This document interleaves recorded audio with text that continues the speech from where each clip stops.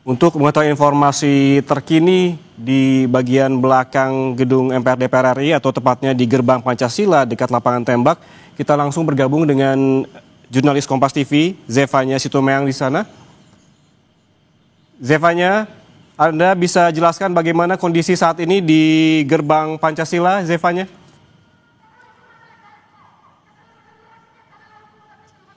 Ya, Yan, kalau saya bisa menggambarkan situasi di belakang gedung DPR saat ini memang terlihat sejumlah massa tengah berusaha untuk masuk ke dalam gedung DPR. Kenapa? Karena kalau saya lihat tadi sejumlah massa ini sudah mulai melempar-lempar barang menuju ke arah gerbang Pancasila tepatnya ya. Dan terus juga ini orasi-orasi terus disuarakan oleh sejumlah massa yang berada di belakang gedung DPR ini. Kalau Anda bisa lihat di visual Anda saat ini, sejumlah massa memadati gerbang Pancasila, terutama di area depannya begitu. Mereka berusaha untuk mendobrak dengan menggunakan kayu, kemudian melempar sejumlah barang. Bahkan tadi ya, sejumlah suara ledakan ini juga mulai terdengar begitu ya di area gerbang Pancasila ini. Di mana tadi sejumlah orasi ini disuarakan bagaimana masyarakat ini menuntut terkait dengan tunjangan anggota Dewan Perwakilan Rakyat ini yang dianggap sangat tinggi, yang dianggap tidak memedulikan bagaimana kondisi ekonomi masyarakat masa kini begitu ya, sehingga mereka sangat menyuarakan terkait hal tersebut. Kemudian juga mereka meminta agar kiranya pihak dari anggota DPR RI ini bisa menemui para massa di belakang gedung DPR RI ini untuk setidaknya berbicara kepada masyarakat begitu terkait dengan isu-isu yang tengah terdengar saat ini. Kalau Anda lihat saat ini memang tadi saya melihat memang rata-rata para massa ini didominasi oleh warga sipil. Saya juga tadi berusaha bertanya begitu terkait dengan dari mana saja mereka.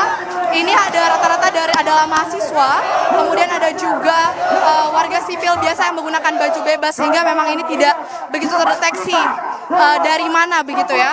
Tapi tadi ada juga yang bilang masyarakat ini yang datang jauh-jauh dari Tangerang, kemudian dari Bogor, Bekasi, ini untuk sama-sama menyuarakan terkait dengan kekesalan mereka terkait dengan tunjangan DPR RI. Sehingga saat ini para massa masih berusaha untuk masuk ke gedung DPR RI dan juga saudara mereka berusaha memukul-mukul, kemudian melemparkan barang, dan juga kalau saya lihat sejumlah atribut yang dibawa oleh para massa ini banyak sekalian, sejumlah bendera, kemudian juga bendera One Piece ini juga terlihat begitu ya dibawa di gedung DPR RI ini.